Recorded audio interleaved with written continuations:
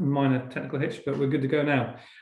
It's great to see so many of you with us this evening. I think we're heading for a record actually in terms of attendance, and particularly good to see individual and corporate members on the line. But I'd also like to extend a big welcome to anyone who's new to the club and taking advantage of our ongoing online meeting format.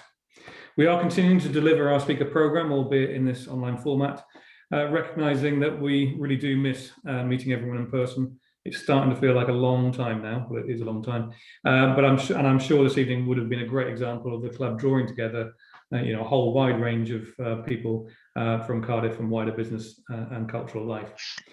We do hope to be able to start normal gatherings in time for the new season in September, but obviously we will have to monitor everything closely over the summer.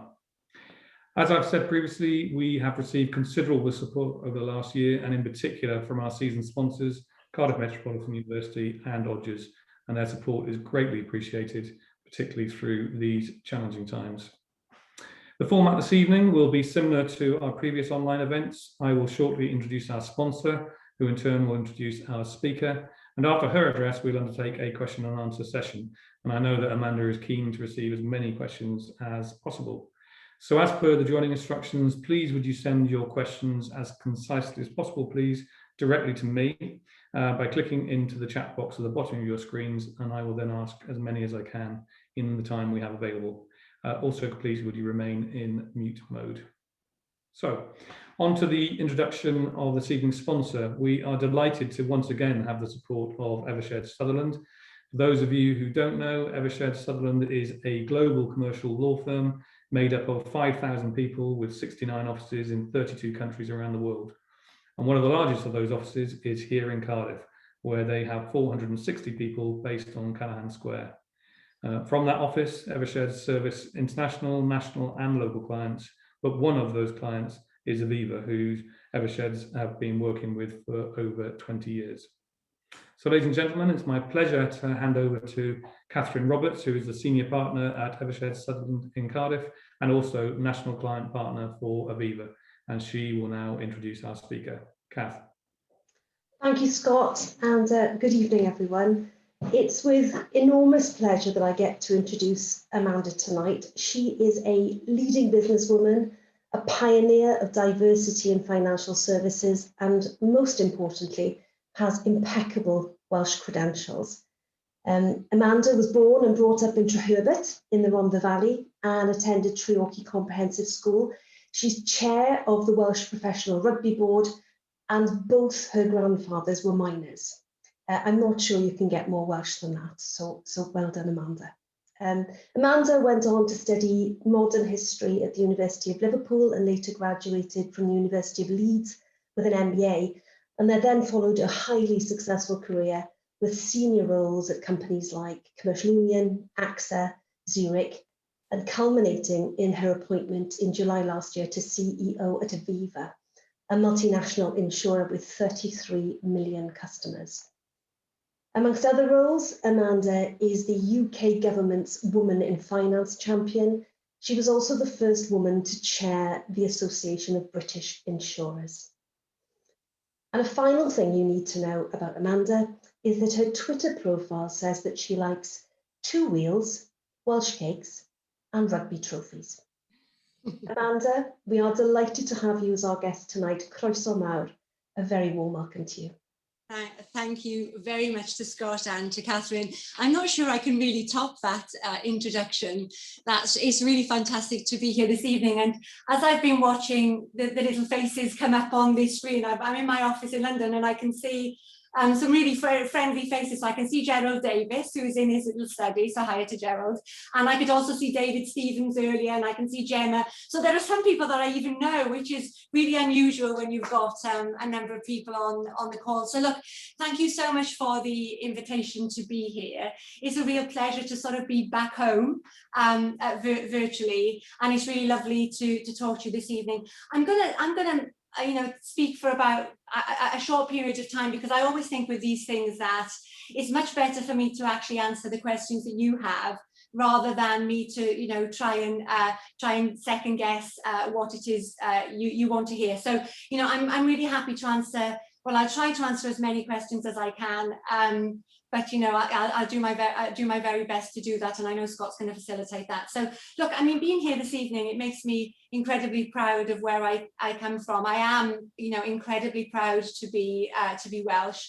But looking around the screen here at the innovators, the creators, the employers, the wealth makers of Wales, you know, it is really wonderful to see so many people that are really good for the health of the Welsh economy and obviously for the future of Wales. So that's really, from my perspective, very inspirational indeed.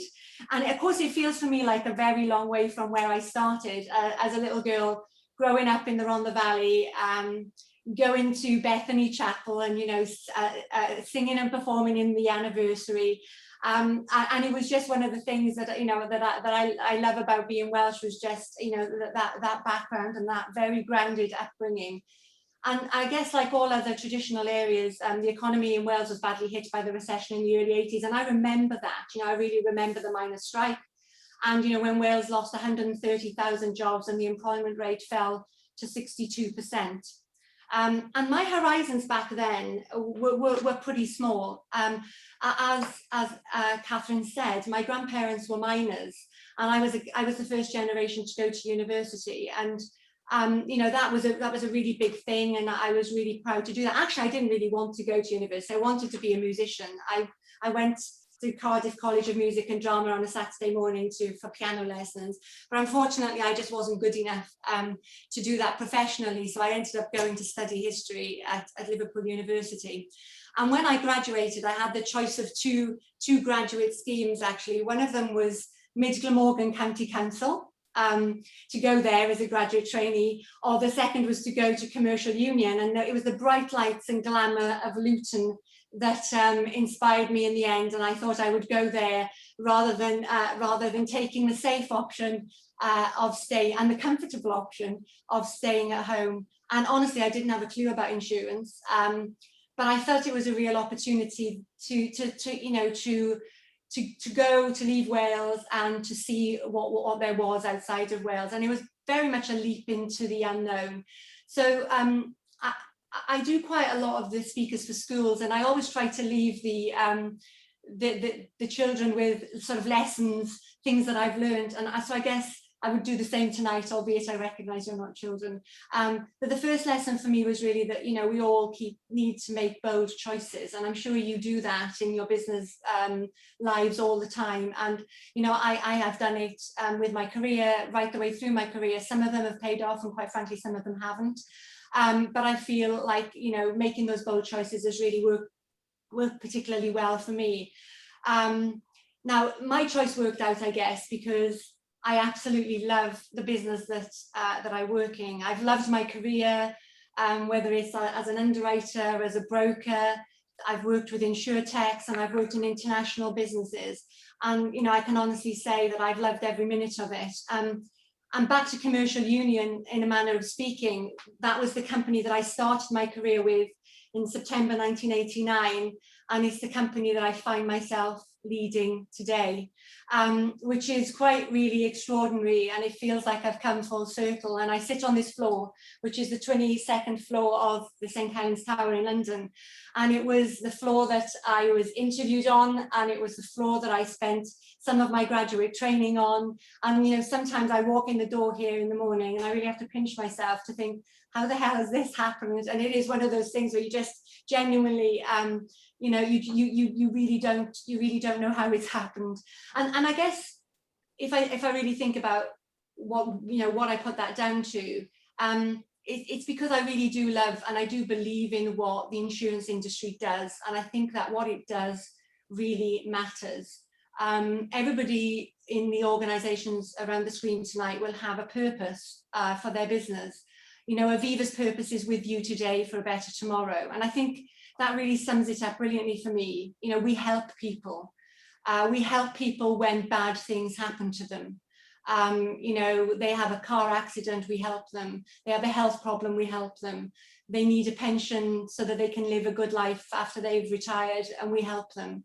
And Aviva actually has 600,000 customers in Wales, which is quite remarkable. And so 1 in 4 adults actually are insured with Aviva in Wales, which is quite impressive, actually. And Aviva plays a fundamental role, as all insurers do, and I know there are a lot of people from Admiral on the call tonight, and they play a fundamental role in the wider economy, because of course without insurance the economy wouldn't work. People couldn't get on the bus in the morning, get on the train in the morning, open their businesses, trade. Without insurance, it is really the foundation of the of allowing the UK and the wider world to succeed. And it helps people to take and spread on risk. And financial services contributes 130 billion to the UK economy, and it employs greater than 1 million people and 35,000 people here in Wales. And even rugby tours, Gerald, they need insurance. And I discovered from our activities actually that Commercial Union insured the 1975 Welsh tour to Asia, with great names obviously like Gareth Edwards and JPR Williams. So, we insure some funny old things. And also we invest our customers' money in the communities.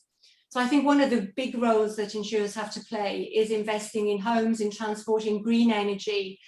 So for example, Aviva recently invested nearly 100 million in social housing here in Wales.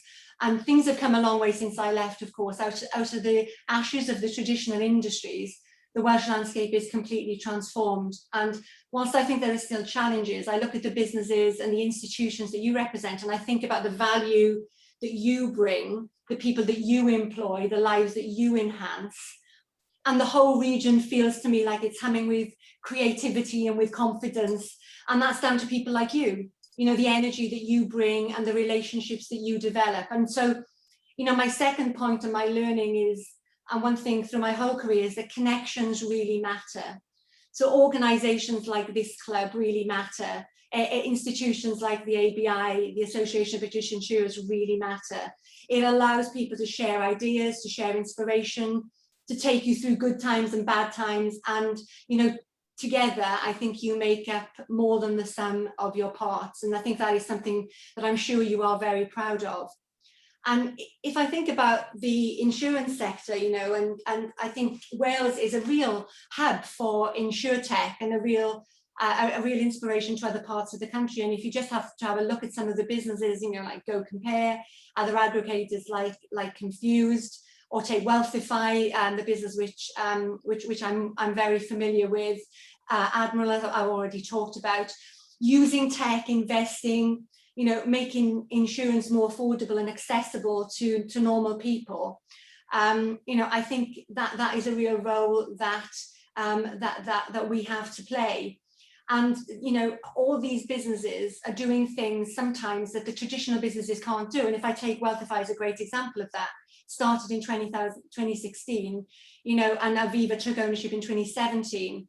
It has done something that Aviva would have struggled to do in its mothership, but it's because it's innovative, because it's Admiral, because it's agile and creative, it's able to do things that Aviva couldn't do, but Aviva had the money and the scale to back it.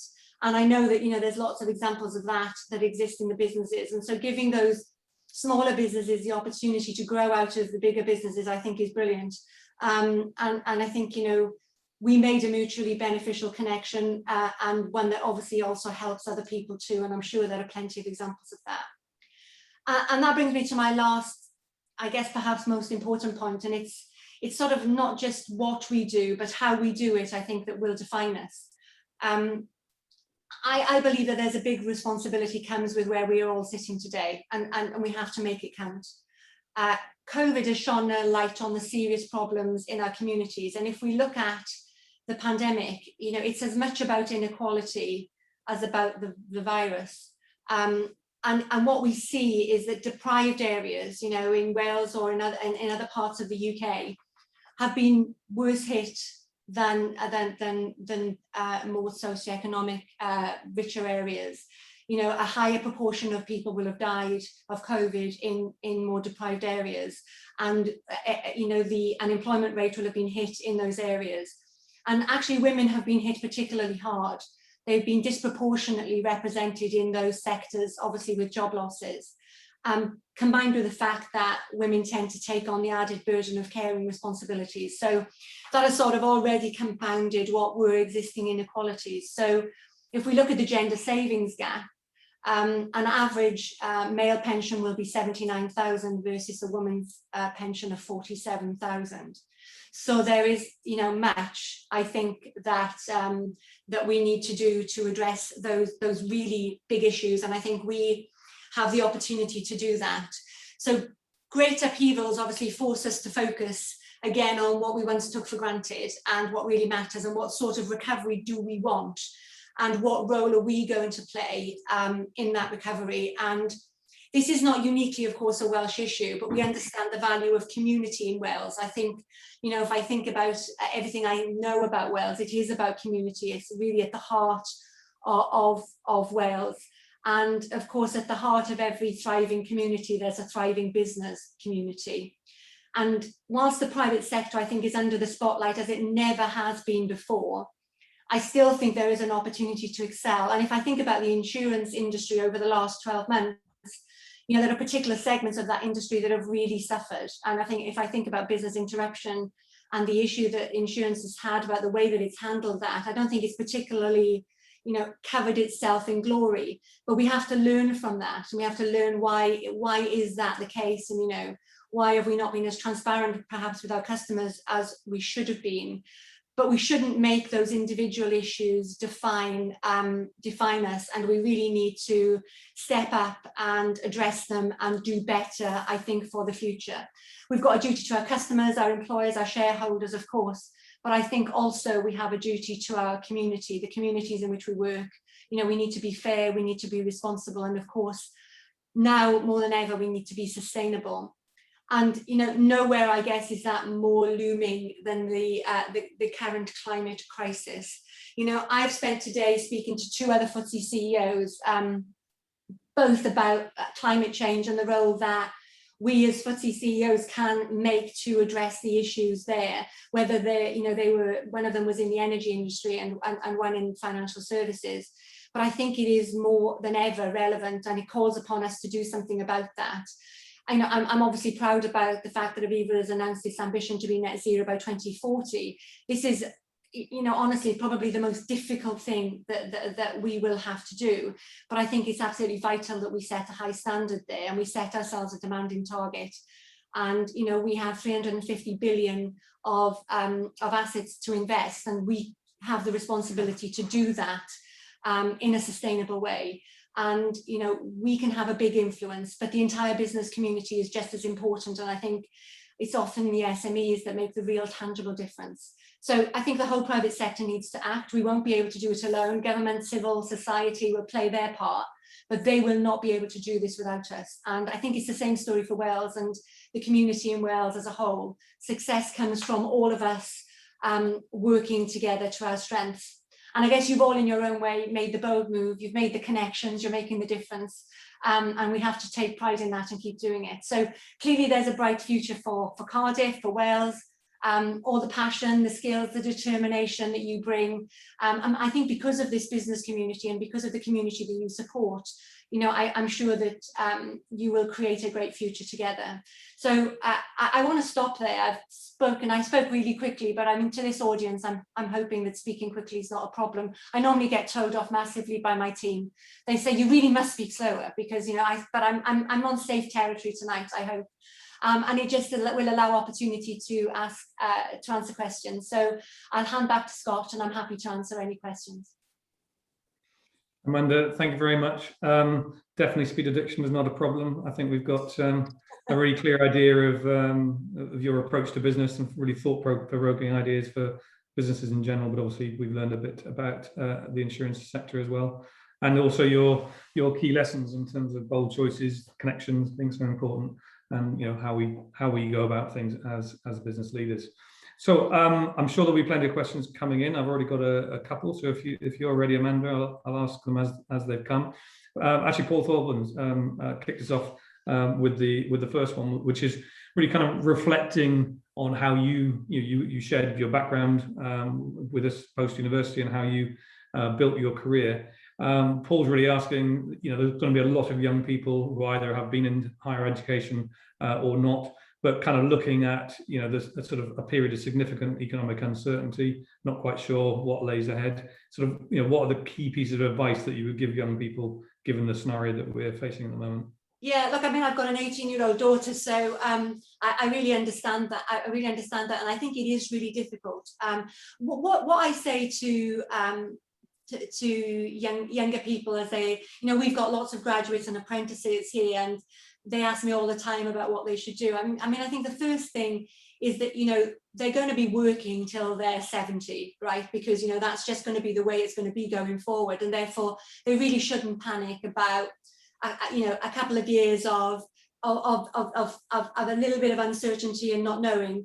But what they should do is use that time wisely to think about skills or capabilities or opportunities that they can use this time for now to make the most of it. And I think that, if I think about some of the things that I did that I really learn a lot from, I worked as a waitress in a pub, and I loved that, and I learned an awful lot from that. And I worked in shops, and I've done different things. And I think that, gaining different skills that you can talk about is really important. I think the other thing I would say to young people is, make yourself a little bit different from everybody else. There's too often everybody wants to be the same. And, have your story, what's going to be your personal brand, what's going to be the thing that you want to talk about when you're in an interview, or, because often now a lot of the times the interviews are virtual. So, what is it you're going to talk about? How are you going to present yourself? And I think, people don't spend enough time thinking about that. So, those would be the key things, but I wouldn't despair. If I look at all the economic indicators that I'm seeing here, and I'm sure you're seeing them as well, the recovery is going to be pretty quick. And yes, the world has changed, and I think, we will do things differently going forward. But I don't think there's going to be a shortage of opportunity for young people as we move forward. The opportunities may just be different, and so you have to be adaptable. Okay, Paul, thank you. That answers your question. I think it is. I think Paul's nodding. Unsurprisingly, we're moving on to sustainability, and we've got a number of questions around that. So I'll just amalgamate a couple of them. So Robert Chapman and John Floor were asking sort of connected questions, really. Robert was interested, amongst other things, obviously recognising that you're an investor. Is Aviva a member of the Net Zero Asset Managers Initiative, which is growing both in terms of members and investment? And again, John was asking kind of what investments are you taking to support a sustainable future, and what can smaller companies do? Yeah, okay, so yes, Aviva is a member of the Net Zero Asset Managers and also the Underwriting Alliance. And in fact, tomorrow I've got a slightly interesting day in that I'm going to be speaking with Prince Charles and Mark Carney and various other people about Aviva's commitment to this. There's an hour conference following the President Biden's climate and sustainability conferences that he's been holding this week. So Aviva is very much recognised as being a sort of thought leader on this, and obviously with as I said, 355 billion of money to invest. We can make a really big difference. And one of many of the areas that we're investing in is looking at infrastructure that is green infrastructure. So we're investors in offshore energy. We are investors in social housing. So we don't just see this as being something that we talk about. It's being something that we can actively put our money to use, and actively put our money to use in Britain, and not just in the south. So very much this is about looking at areas. If I think about Wales and think about the Rhondda, which is an area which has been built, of course, on coal mining. These areas have to transition to new industries, and we I think as Aviva and all the other insurers and investors have a really, really big role to play in terms of how we allocate that investment across the UK. And we are very conscious of the role that we play there. So our net zero commitment to 2040 means that we have to be net zero on the 355 billion assets by 2040. That is going to take some doing. So we have some real challenges ahead of us in terms of how we do that. In many respects, the biggest issue that we actually have is on underwriting. because we can't on the one hand say that we're going to be an asset manager that is net zero, and then in underwriting be underwriting, you know, obviously those things that are contributing to the climate challenge. So, you know, what is our strategy going to be for how we underwrite petrol and diesel vehicles? How are we going to deal with businesses that are using that are using fossil fuels? These are all the challenges that we're facing with today, and you know, we really need to think about our approach to that. And in many respects, I think on underwriting we are behind where we are on the thinking on us as an asset manager. Okay, and I'm building on that. Rhys Thomas was I can see you. Hi Rhys, how are you? Well, he's specifically interested in flooding, which obviously we've all seen on the news. You know, feels like, you know, every year for the last few years. So his question is, I think you've been heavily involved in flood Ray. What concerns and what solutions do you see ahead regarding flooding? Yeah, so I actually wrote a review for the government following the flooding in Doncaster that happened in November 2019. And I made a number of recommendations about what needed to happen here. And actually you see it because in the Pentra, in Pentra in the Rhondda, I think the same area has been flooded maybe 3 or 4 times in the last the last 24 months, unless I think I'm right on that. And what you see and what I saw in Doncaster was that the people that were more affected, and it's a little bit like COVID, were desperately, you know, they were in desperate socioeconomic areas, and they literally could not afford flood insurance. In fact, they didn't think that insurance was for them.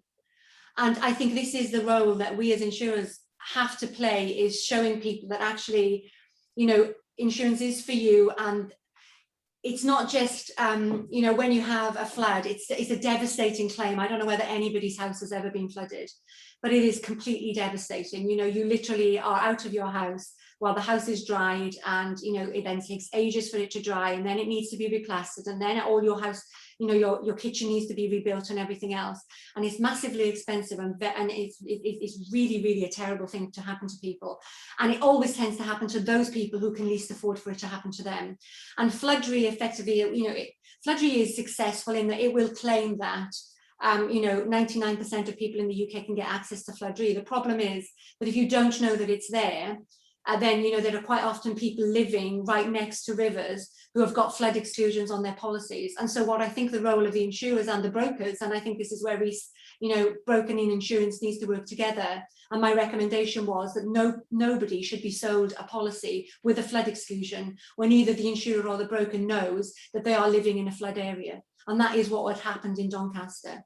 So these are the sort of things that I think we need to put in place. And, you know, I made there were 5 or 6 recommendations which were put in place following the review.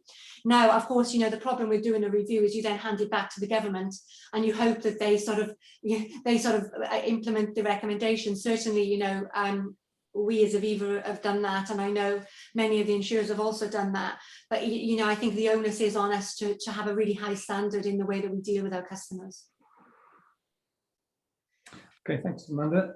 Changing tack now and just looking at sort of future working arrangements. I've got 2 connected questions. First one, David Ainsworth's asking, do you think that Aviva itself will revise in-office working requirements for their staff as part of the transition into post-COVID new normal, hopefully, in terms of staff moving to working from home, and will this expand across your customer-facing help desk teams as well?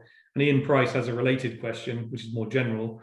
You know, recognising that more people are moving to Wales and then working remotely in London, do you think this is a trend that will continue after the pandemic? So Aviva has said that it will have 40% less office space at the end, you know, by the end of 2022. So we've already made the decision that we will not go back to working at the way we did before. And I don't think there's a need to go back to working the way that we did before. We need to use our office space differently. So, you know, if you had come into an Aviva office pre-pandemic, you'd have had lines and lines of desks, you know, particularly in the, you know, in the contact centres or in the London space here. And, you know, now obviously you can't even imagine sitting that closely and working that closely to somebody sort of 13 months on. It's almost impossible to imagine that.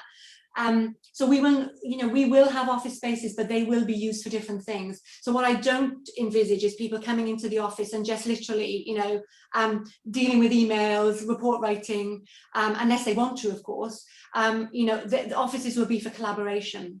And we will be replanning our office space with that very much in mind. So we haven't withdrawn from any of the towns and cities that we're in, but what we've done is consolidate our office space, and we'll continue to do that. Do I see that there will be an opportunity for people to work, in Cardiff, or sorry, their main office be in London, work in Cardiff? Absolutely, why not? I mean, I think what this has shown is that you don't actually have to physically be together the whole time. Now, on saying that, here I am sat in my office in London, and people will say, well, why are you doing that then? There are times when I do believe there is a real benefit of the team being together. And, we have been going through a big transformation. We've been selling lots of businesses. There's been lots going on here. Could I imagine doing all of that by Zoom and Microsoft Teams? I'm afraid I couldn't. There was a lot of that, which is about being physically together and working on things, which is being facilitated by being together. But it doesn't mean you have to be here. And I work from home 2 days a week now, and I will continue to do that. And I always have, actually. So, I think that will continue. And I think as organisations, we've all surprised ourselves. I mean, I don't know whether the team from Admiral want to comment on this, but when this all happened last year, and we said we had about a week to get everybody working from home or working in a different way, I think if anybody had said, firstly, that our IT teams could do that, we'd have all gone, you've got to be bloody joking. There's no way that's going to happen.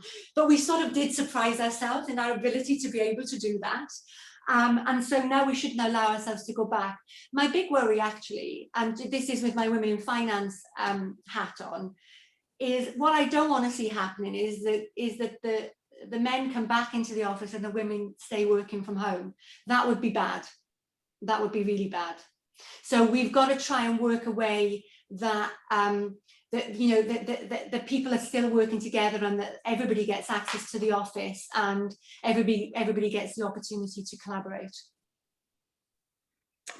Okay, again, changing tack, Hugh Morgan starts by saying, great talk, by the way, but given the desire to address issues around inequality, which he says are many, what criteria does Aviva use to invest to address this, and what do the success criteria look like?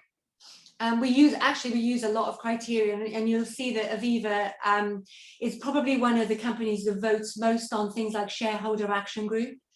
So they'll vote against remuneration policies that are wrong. You'll have seen a couple of weeks ago with the Deliveroo float that actually Aviva came out, was one of the first companies to come out to say that we would not be investing because we were concerned about the social impact of the working practices.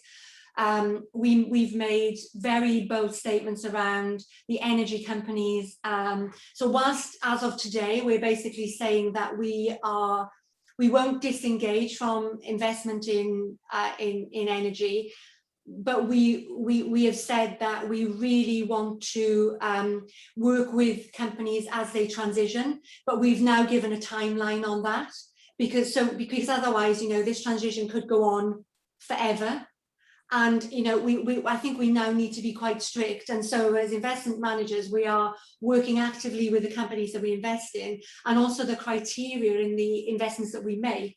So if we're investing in assets, in real assets, in buildings, we would invest in buildings that are that are efficient, or we would be investing to make the building efficient.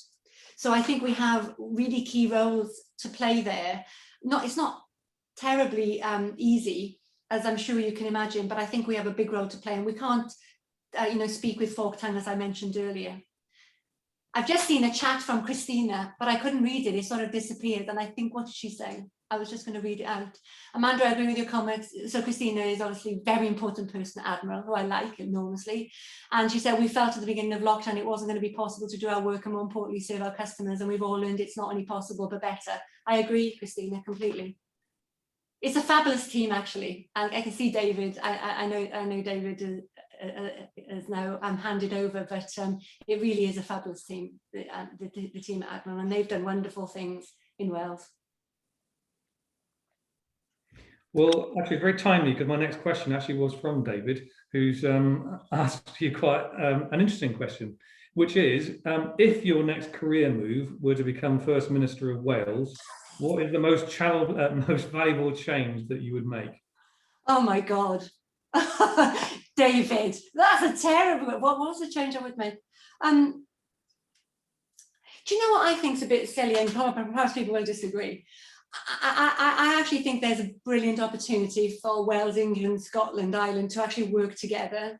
I think I've seen, I use Aviva as an example because then it takes the emotion out of it. You know, if I look at Aviva, I've got a business, a health business, a protection business, a pension business, a general insurance business, and I say to them, you're brilliant in your own right. Imagine how brilliant you would all be if you actually worked together for the greater good of Aviva. And I do sometimes wonder whether, you know, and you saw it a little bit, I think, through the pandemic, all the different statements that are coming out about, you know, how we treat things when we come out of lockdown, how we do. I guess I'd like to see working together. I still think there's plenty of opportunity to be different and to celebrate being Welsh and to celebrate being Scottish and English. But I still think working together trumps everything for me. So that would be my my lobbying speech. I can't imagine, David, it would be that successful, to be honest. But I would that's where I would start. I'd love to know what David would do, though. I mean, I'm intrigued by that. Maybe David can type us a quick. I don't think we can take enough notes, but if he can type us a quick note, as Christina's done, that would be great. Right, who's next? I can't see, as you see his surname, but Chris anyway is saying that given that COVID has, and it builds on your last point actually, given that COVID has opened up non-geographical boundaries for attracting talent, and he's Chris from the brother himself. Do you see this as a sustainable model, working remotely, particularly with Wales having issues, you know, particularly with internet in rural areas?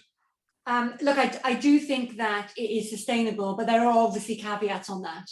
And I do think that we have to get, you know, the technology to work well everywhere. You know, we've got some of our teams that are in parts of Norfolk that basically have not been able to switch their videos on for the whole period of lockdown because they've not been able to get, you know, the connectivity that they need. That, of course, is something that I know that many of the telecom companies are working hard on, but of course we need to catch up quickly. But I do think that the remote working can work. I really do believe that it can. I think you've got to work harder to create the team. And I think, you know, you do have to bring teams together occasionally, because I think that definitely works. I mean, you know, I had my exco together here in the office, socially distant, last week, and it was fantastic. It was the first time we'd all been together. I had actually recruited a CEO for the life company of Aviva purely online. I'd never met him, and when he walked into the office last week, I didn't recognize him because I'd only seen him from here up, you know. And you there is something which is a bit strange about that. You know, you do need to, there does need to be some physical contact, but I think we need to think differently. The biggest disaster would be post-pandemic is if we go back simply to doing the things the way that we did them before and we don't learn.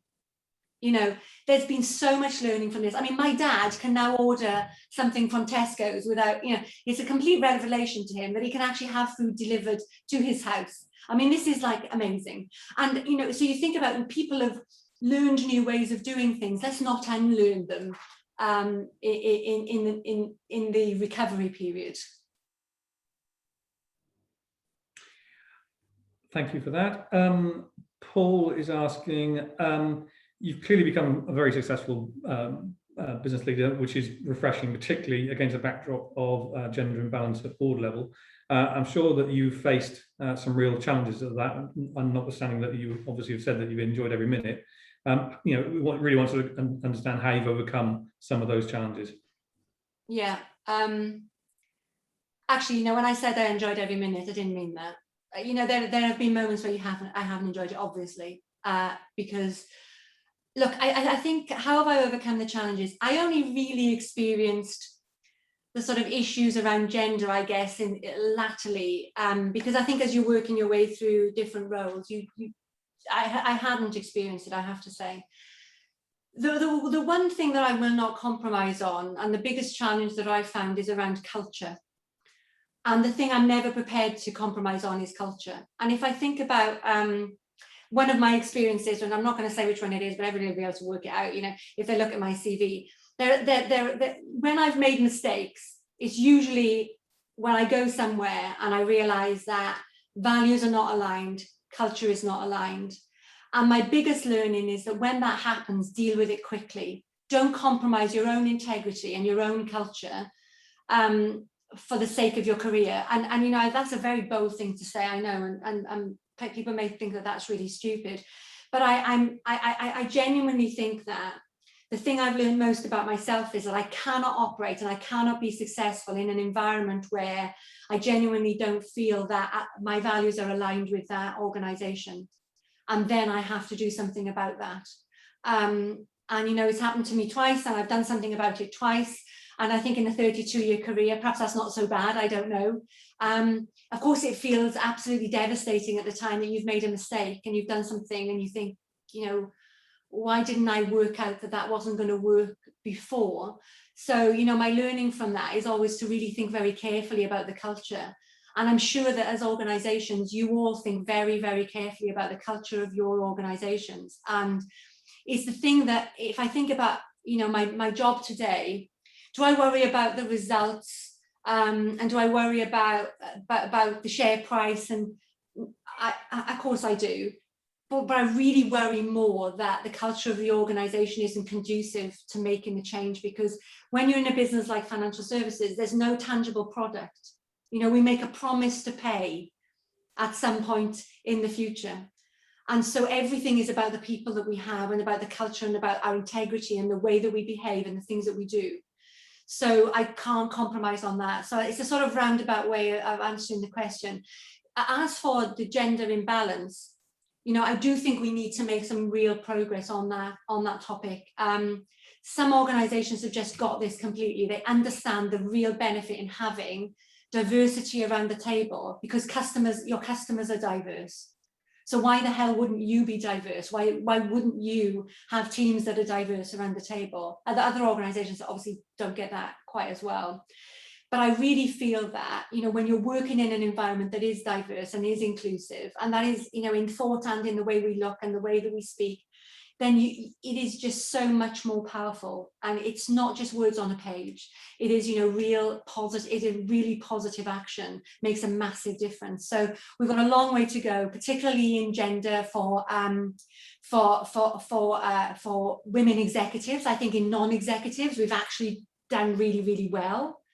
But, you know, we really need to do better in executives, I think. What David is going to cut insurance premium tax for Welsh policy holders to zero. Oh, that would be a very, David, that would be a very, I'm sure that would be very well appreciated. And probably very fair. Yeah. I was just reading that myself.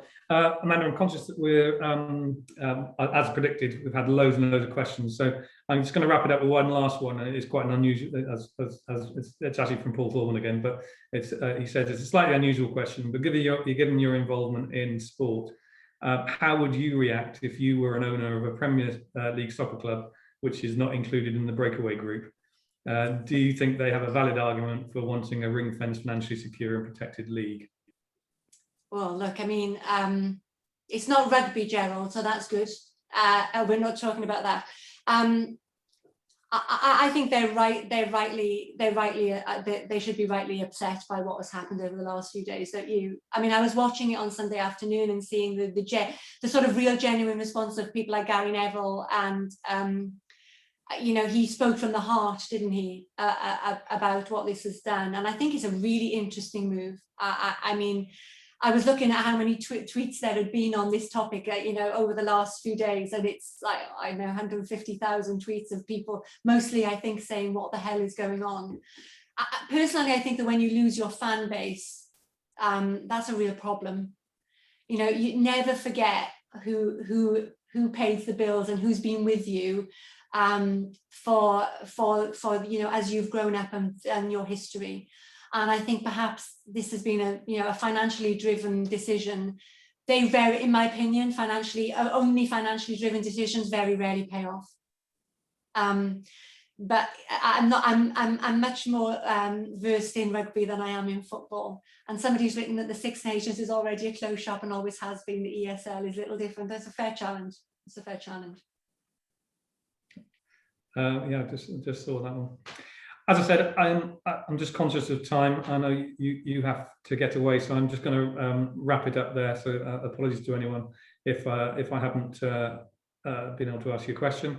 But Amanda, on behalf of the club, a massive thank you for joining us this evening. I'm sure, as I said earlier, everyone would have been interested in your insights to how you've achieved your career growth and arrived at where you are now. You've shared with us your lessons from your own business career, and one of the things I think I'll take away is, you know, particularly at the moment, it is going to be, there's a real responsibility on all of us to stand up and help everyone in the economy move forward in a responsible way as we can. So as I say, we really appreciate you joining us this evening and addressing the club, and that was a great Q&A as well, which I know you wanted to happen. So thank you. No, thank you very much for inviting me. I've loved every second of it. Thank you. That's great. So I'll just make a few closing comments, and turning to everyone else. I hope you've enjoyed again this virtual style of meeting, and in particular the thoughts and comments of Amanda, which I'm sure you would have done. Moving on to our next event, will again obviously be online, and that is on Wednesday the 19th of May, when we have had a change, but we are delighted to have secured Mike Batt as our guest, and he'll be joining us from his home in Fort Lauderdale in the States. Just by way of background, if you don't know Mike, he is founder and chairman of the Internova Travel Group, which was formerly Travel Leaders, a global leader in providing a range of travel services with 4,000 employees covering 6,000 locations and over 65,000 travel advisors in 80 countries, including obviously the US and Canada, the UK, Mexico and France. Prior to this, Mike was president of Carlson Leisure Group and a board member of Carlson Wagonlit Travel.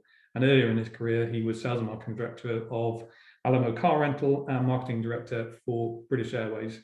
And consistently as a CVing speaker, Mike originates from Wales and went to Swansea University, and he still has plenty of family connections here in the Principality.